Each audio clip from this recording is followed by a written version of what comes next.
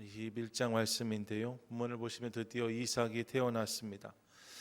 창세기 12장에서 하나님이 아브라함을 부르셨을 때 그의 나이가 75세였습니다. 이후로 25년이 지나 100세가 되었어야 이삭을 보게 되었다. 본문이 말씀하고 있는 거죠. 25년이라 하면 결코 짧지 않은 시간입니다. 인간적으로 생각하면 가능성이 점점 사라지는 시간이라고도 말씀드릴 수 있습니다. 그런데 우리 하나님은 인간의 가능성을 뛰어넘어 역사하시는 분이십니다. 하나님은 가능성이 아니라 말씀으로 역사하시는 분이세요. 믿으시죠? 아멘. 여러분, 그분은 얼마큼 가능성이 있느냐로 말씀하시는 것이 아니라 말씀을 통해 우리 인생 가운데 역사하시는 하나님이십니다. 그래서 가능성이 제로가 된 것 같은 상황이지만 하나님은 놀라운 은혜를 저들 가운데 부어주십니다. 이로 말미암아 이삭이 태어나게 된 거지요. 상상해 봅니다. 이삭의 출생은 온 집안의 기쁨이었을 것입니다. 이삭이 태어났을 때 온 식구가 또 아브라함 가정에 있는 모든 가솔들이 큰 잔치를 벌였을 거예요. 모든 사람이 다 알았습니다. 아브라함과 사라가 얼마나 아이를 기다렸는지. 말할 것도 없지요. 모두가 기뻐하고 격려하면서 하나님의 큰 은혜라고 고백하며 이 시간을 보내지 않을까 생각해 봅니다. 아브라함과 사라가 만약 이 시간을 진작에 알았더라면 그러면 중간에 엉뚱한 일들을 벌이는 일도 없었을 것 같아요. 이때가 되면 이삭이 태어날 거다. 그때가 되면 큰 기쁨이 이 가정 가운데 있을 거다라는 것을 미리 알았더라면 저들이 하갈을 통해서 이스마엘을 알 필요도 없었고 또 집의 하인을 내 상속자 삼아달라 요청하는 일도 없었지 않았을까 생각해 봅니다. 그래서 믿음은 보이지 않는 것들의 실상인 거죠. 아직 되지 않은 일들을 바라볼 수 있을 때 믿음으로 그것을 감당할 수 있는데 아브라함과 사라는 이 시간을 아는 동안에 사실 이때를 바라보지 못했어요. 어쨌든 이삭이 태어났고 온 가족이 기쁨으로 잔치를 하고 있는데 이 기쁨을 누리지 못한 두 사람이 있었음을 확인합니다. 그들이 누구냐? 여러분, 그들이 하갈과 이스마엘입니다.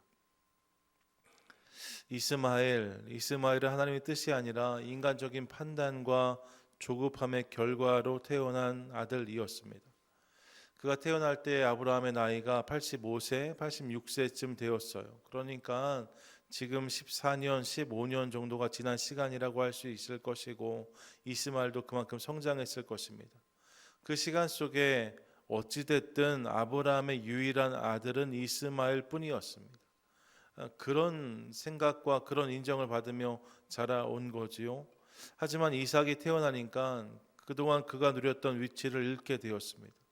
모든 기대와 관심이 이삭에게 쏠리기 시작합니다.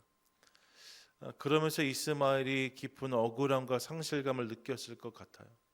본래 종으로 살았던 하갈이야 그럴 수 있지만 아브라함의 아들로 인정받으며 그런 취급을 받으며 살아왔던 이스마엘이었는데 어느 순간 모든 관심이 이삭에게로 집중되어지니까요.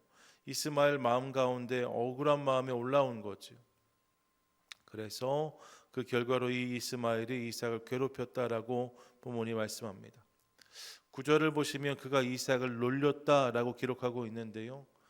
개역 개정에서는 놀렸다 정도로 표현하지만 개역 한글을 보면 희롱했다라고 기록하고 있고요.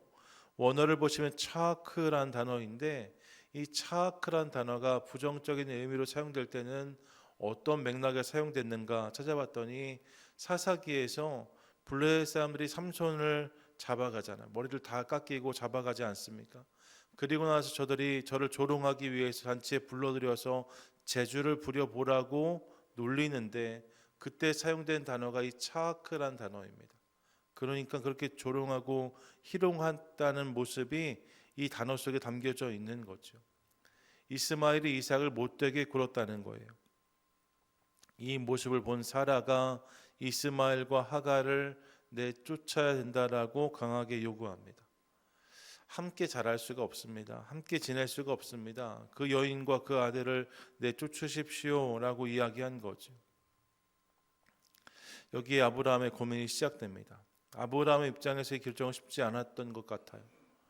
실제로 자신의 피부치인데 이스마엘을 내보내는 것이 쉽지 않은 결정이었습니다. 15년, 16년을 키웠잖아요. 그런 아들을 또 그런 첩이라고 할 수 있죠. 하갈을 내보낸다는 것 쉽지 않은 결정이었을 것입니다. 그래서 아브라함이 고민하고 있는데 그날 하나님께서 아브라함을 찾아오세요. 그리고 뭐라고 말씀하십니까? 근심하지 말라고 하시면서 하갈과 이스마엘을 내보내라고 말씀하십니다. 인간적으로 생각하면 비정하고 잔인한 결정처럼 보일 수 있습니다. 물론 이후에 보면 하나님이 이스마엘도 돌보시겠다 말씀하시고 저를 통해서도 한 민족이 이루어질 것이라고 말씀하세요. 또 이어지는 본문 21절까지를 보시면 하갈과 이스마엘을 직접 만나셔서 그런 일들을 약속하시는 하나님의 모습을 또한 확인합니다. 하나님께 다 계획이 있으셨던 거죠. 하지만 오늘 본문만 이렇게 딱 떼어놓고 보면 비정한 결정일 것 같습니다. 아들을 내보내라고 하시니까요. 이스마엘을 내쫓으라 말씀하시니까 하나님 너무하시는 게 아닌가 이런 생각해 볼 수 있습니다. 하지만 여러분, 이스마엘을 내보낸다는 것은 단순히 아들을 내보낸다는 것 이상의 의미를 가지고 있는 거죠. 그런 맥락에서 오늘 본문 속에서 이삭을 두고 이스마엘을 내보내라는 이 하나님 말씀 가운데 담겨져 있는 그분의 뜻과 메시지를 함께 나누고 싶습니다. 이삭을 지키고 이스마엘을 내보내라는 말씀은 단순히 가족 간의 갈등이나 주도권 다툼을 말씀하시는 게 아니에요. 이 안에 보다 신앙적인 큰 의미가 담겨져 있는 거죠. 그러면 이 말씀은 어떤 의미로 해석될 수 있는가? 몇 가지 해석이 가능한데요. 먼저 이는 인간적인 생각과 하나님의 생각의 대결로 이해할 수 있습니다. 인간적인 생각을 내보내고 하나님의 생각을 붙잡으라 말씀으로 이해할 수 있다는 거예요. 여러분, 이스마엘은 기본적으로 인간적인 판단과 조급함의 결과였습니다. 아브라함과 사라에게 있어서 하갈을 통해 자녀를 얻는 일은 인간적으로 더욱 쉬운 방법처럼 보였을 것입니다. 기다리지 않아도 돼요. 그냥 선택할 수 있는 방법이에요. 그래서 하나님께 묻지도 아니하고 그렇게 자신들의 생각과 판단을 취하여서 하갈을 드렸고 그렇게 얻은 결과가 이스마엘이었습니다. 이스마엘은 인간적인 생각과 판단의 결과물이라고 말씀드릴 수 있어요. 반면 이삭은 하나님의 계획과 약속의 성취라고 설명드릴 수 있습니다. 하나님은 아브라함이 갈대아 우르를 떠날 때부터 자손을 약속하셨고 흔들릴 때마다 이 약속을 다시 기억하게 하셨습니다. 이 과정이 물론 쉽지 않았지만 하나님은 당신의 때에 당신의 방법으로 그들에게 자녀를 허락하셨고 그렇게 결국 얻은 자녀가 이삭이었어요.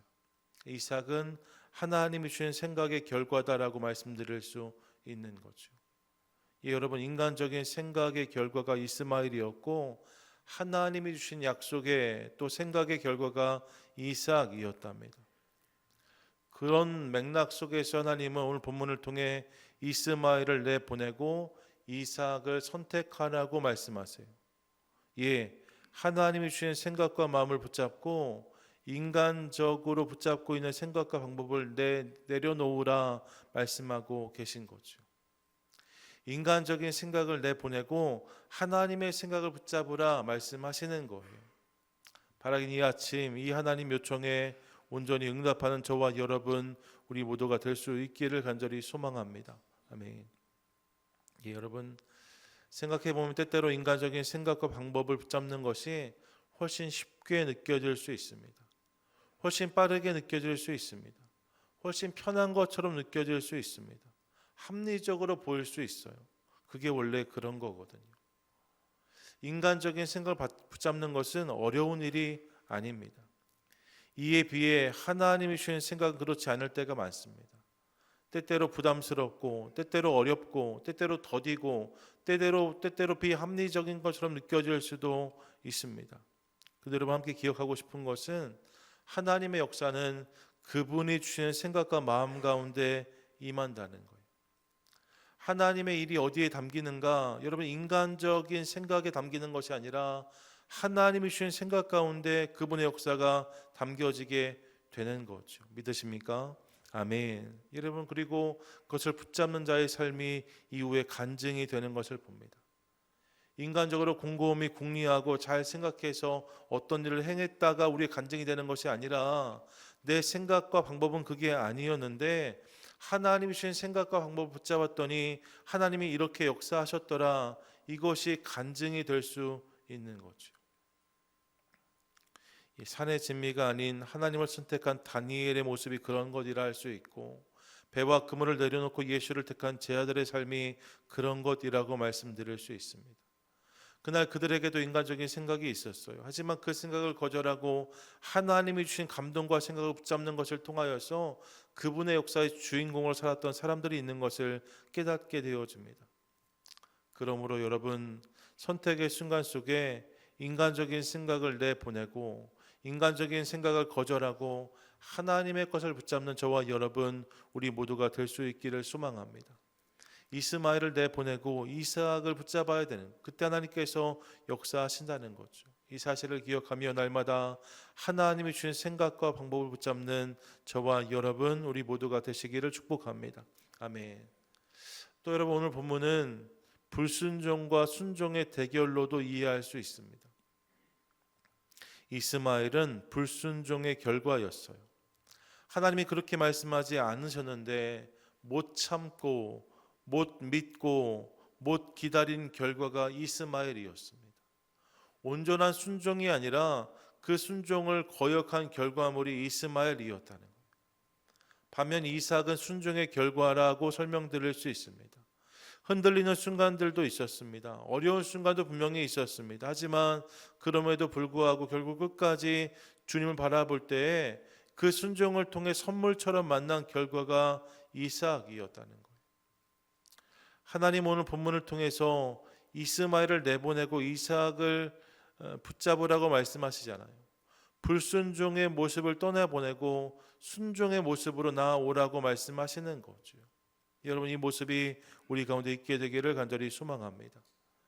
우리 가운데도 이스마엘이 있을 수 있습니다. 불순종의 모습이 있을 수 있다는 거예요. 하나님의 뜻인 것을 알지만 외면하고 있는 것들이 있을 수 있습니다. 그분이 원하신다는 것을 알면서도 하지 못하는 것들, 또 하지 않는 것들이 있을 수 있습니다. 끊어내지 못하는 것들이 있을 수 있고 그만두지 못하는 것들이 있을 수 있습니다. 여러분, 그게 다 이스마엘인 거죠. 내 안에 있는 이스마엘이 있을 수 있습니다. 그런데 여러분, 기억하십시오. 하나님의 은혜는 순종하는 자의 삶에 임하게 되어집니다. 내 안에 방치된 이스마엘이 아니라 그 이스마엘을 내보내고 이삭이 내 안에 있을 때, 우리가 이삭을 온전히 붙잡을 때 비로소 우리가 은혜를 누리는 인생을 살아갈 수 있게 되어진다는 거죠. 불순종의 결과가 아니라 순종의 결과를 통해서 하나님 우리 삶 가운데 은혜를 부어주십니다. 그러므로 사랑하는 여러분, 불순종을 거절하고 순종으로 나아가는 저와 여러분, 우리 모두가 되시기를 축복합니다. 물론 여러분, 순종은 어려워요. 자연스럽게 되어지지 않습니다. 그래서 우리가 순종한다라고 말하잖아요. 순종된다라고 말하지 않습니다. 왜요? 순종은 거스르는 것이기 때문에 그렇습니다. 내 뜻과 생각을 거스러서 내 안에서 올라오는 자연적인 욕구들을 거슬러서 그분의 것을 붙잡는 것, 이것이 순종이기 때문에 순종된다라고 말하지 않고 순종한다라고 말해요. 우리의 의지와 결단을 가지고 순종을 선택하는 모습이 있어야 한다는 거죠. 예, 여러분, 순종은 어려운 것입니다. 그런데 여러분, 그 순종에 하나님은 당신의 은혜를 담아 주십니다. 하나님의 능력은 순종이라는 그릇에 담겨집니다. 돌 항아리에 물을 가득 채우는 순종이 물이 포도주로 변하는 기적의 도구가 되었습니다. 너희가 먹을 것을 나눠주라 말씀하실 때에 작은 도시락을 가지고 나아가 그것을 떼는 저들의 수고와 순종이 오병이어의 기적의 씨앗이 되어지게 된 거지요. 그러므로 사랑하는 여러분, 축복합니다. 우리 안에 있는 불순종을 끊어내고 순종의 모습으로 주께 나아가는 복된 성도와 인생, 우리 모두 될 수 있기를 간절히 소망합니다. 불순종이 아니라 순종으로 주께 반응하자는 거예요. 그때 하나님께서 우리 삶 가운데 은혜를, 역사를, 기적을 부어주실 줄 믿습니다. 날마다 이 일이 쉽지 않지만 여러분, 돌 항아리에 물을 채우는 심정으로, 작은 도시락을 가지고 5천 명 앞에 나아가는 심정으로 주께 순종하는 것을 통하여서 하나님께서 이삭을 통해 허락하신 놀라운 역사, 그 역사를 오늘 누리고 경험하는 복된 성도와 교회 우리 모두 되시기를 축복합니다. 아멘. 끝으로 여러분, 이스마엘과 이삭의 이야기, 이 이야기는 율법과 복음에 대한 것으로 이해할 수 있습니다. 사실 교회 전승에서 이 본문을 이렇게 이해하는 경우가 많았고 그것이 타당하다고 생각되어집니다. 교회 전승은 이스마엘을 율법으로, 이삭을 복음으로 이해했어요. 그런 관계로 저들을 바라본 거죠. 갈라디아서 4장도 보시면 바울이 그렇게 율법과 복음을 이스마엘과 이삭으로 치환하여서 이 내용을 설명하고 있는 것을 확인합니다. 내용은 이런 거예요. 이삭이 태어나기 전까지 이스마엘이 아브라함의 아들 노릇을 했잖아요. 마찬가지로 예수님께서 이 땅에 오시기 전까지는 율법이 구원으로 가는 길 노릇을 했다는 거예요. 예수님, 복음이 이 땅에 드러나기 전까지는 율법이 하나님의 방편인 것처럼 역할을 했다는 거죠. 실제로 구약에서는 율법이 강조되는 것을 우리가 확인할 수 있습니다. 이스마엘이었던 거예요. 하지만 여러분, 복음이신 예수 그리스도가 이 땅에 오시면서 모든 것은 변하게 되어집니다. 이제 하나님이 무엇을 통해서 우리를 구원하시는가? 율법이 아니에요. 예수 그리스도를 통하여서, 그분의 복음을 통하여서 우리를 구원하시겠다 말씀하고 계시잖아요. 하나님의 역사가 예수 그리스도의 복음을 통해서 흘러가게 되어진 거죠. 믿으십니까? 아멘. 그분이 복음이신 거예요. 이삭이 아브라함의 진정한 상속자가 된 것처럼 예수 그리스도가 유일한 복음의 길이 되셨고, 이를 통해서 우리 가운데 구원의 문이 활짝 열리게 되었다라고 성경이 말씀하고 있는 거죠. 그러니까 여러분, 이삭이 태어난 다음에 이스마엘을 내보냈던 것처럼 예수 그리스도가 오신 다음에 이제 율법을 내보내는 일이 있어야 된다라고 말씀한다, 본문을 이해할 수 있습니다. 왜 율법을 내보내야만 하는가? 여러분, 이유는 있어요. 이 율법이 복음의 걸림돌이 될 수 있기 때문입니다. 율법을 지키는 것, 하나님 말씀을 삶과 담아가는 것은 사실 중요한 일입니다. 그것까지도 하나님 백성의 모습이라고 할 수 있습니다. 그런데 여러분, 율법이 문제가 아니라 율법주의가 문제인 거죠. 율법주의를 가지고 복음을 재단하기 시작하면 우리의 신앙은 어려워질 수밖에 없습니다. 교회 역사를 기억해 보시면 이스마엘이 이삭을 괴롭혔던 것처럼 복음을 향해서 이 율법주의가 끊임없이 공격했던 모습들이 있는 것을 우리가 확인합니다. 복음이 왔음에도 불구하고 율법을 주장하면서 율법이 있어야 구원을 받을 수 있다고, 복음만으로는 부족하다고, 예수 그리스도만으로 온전하지 않다고 주장한 사람들이 있었습니다. 초대교회 시대를 기억해 보시면 여러 지역의 교회들을 찾아가서 그런 유대인들이 이 율법을 주장하면서 끊임없이 교회와 성도들을 괴롭혔습니다. 예수로 충분하지 않다는 거예요. 복음으로 완전하지 않다는 거예요. 율법을 다 지켜야만, 그래야 하나님 백성이 비로소 되어질 수 있다 요구했던 그들의 모습을 확인합니다. 율법은 본디 약한 것이 아니지만 이 율법을 주장하는 율법주의가 이어지면서 이 율법주의가 복음의 심각한 위협이 되었다는 거죠. 이를 통해 당시 많은 성도와 교회들이 흔들렸던 모습을 확인합니다. 복음이신 예수 그리스도를 온전히 누리지 못하고 하나님의 놀라운 구원 역사에 참여하지 못했던 저들의 모습을 확인하게 되어져요. 그래서 오늘 하나님은 이스마엘을 내보내라고 분명히 말씀하십니다. 율법이 아니라 복음을 선택하라고 말씀하시는 거예요.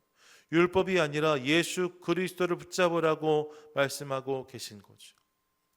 여러분, 그런 맥락에서 오늘 우리 모두가 예수 그리스도를 붙잡는 성도가 될 수 있기를 간절히 소망합니다. 여러분, 율법이 아니라 복음이라고 말씀하시니까요. 율법주의가 아니라 예수 그리스도시라고 말씀하시니까 이 말씀을 기억하며 예수 그리스도, 그분을 우리 인생의 유일한 구원의 방주로, 구원의 방편으로 붙잡는 저와 여러분 우리 모두가 되시기를 축복합니다. 아멘. 여러분, 율법을 통해서 죄를 깨달을 수 있어요. 율법의 중요한 작용이죠. 하지만 율법을 통해서 구원을 경험할 수는 없습니다. 구원이란 놀라운 선물은 오직 예수 그리스도를 통해서 주어지는 은혜입니다. 믿으시죠? 아멘. 여러분, 오직 구원이 그분께 있습니다. 그러므로 오늘 아침 이삭과 이스마엘의 이야기 속에서 이러한 주님의 계획과 경륜을 깨닫는 우리 모두가 될 수 있기를 소망합니다. 이스마엘이 아니라 이삭이라고 말씀하세요. 율법주의가 아니라 복음이라고 말씀하시는 거죠. 이 말씀을 크게 들으므로 오늘 내 삶의 진정한 복음이 되시는 예수 그리스도, 그분을 붙잡고 기뻐하는 저와 여러분 우리 모두가 될 수 있기를 간절히 소망합니다. 아멘. 사랑하는 여러분, 오늘 새벽 주님 우리에게 이스마엘을 내보내고 이삭을 선택하라고 말씀하세요.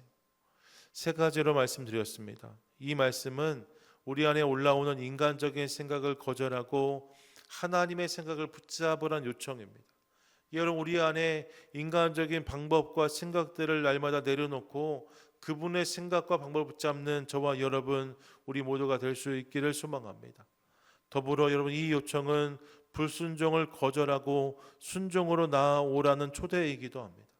예, 여러분, 불순종을 날마다 거절하는 것을 통하여서 주님께 온전히 순종하는 성도 우리 모두가 될 수 있기를 소망하고, 이를 통해 순종의 삶감 담아주시는 놀라운 역사와 기적을 누리는 복된 성도 되시기를 축복합니다. 끝으로 하나님은 이스마엘을 내보내고 이삭을 취하라는 말씀을 통해서 율법이 아니라 복음으로 살아가라고 우리에게 말씀하십니다. 복음을 통해서 승리하라고 말씀하세요. 예수 그리스도를 붙잡음으로 그분이 주시는 참 기쁨과 감격을 누리라고 말씀하고 계신 거죠. 이 말씀을 기억하며 여러분 그 감격과 기쁨으로 충만한 성도 다 되실 수 있기를 주님의 이름으로 축원드립니다. 이 말씀을 듣고 반응하는 것을 통하여서 오늘 우리 삶 가운데 이삭의 기쁨이 있게 되기를 소망하고, 이를 통해 날마다 주의 놀라운 역사와 이야기를 써가는 그분의 놀라운 은혜와 기적을 누리는 복된 인생과 교회 우리 모두 되시기를 주님의 이름으로 간절히 축원드립니다. 아멘. 우리 기도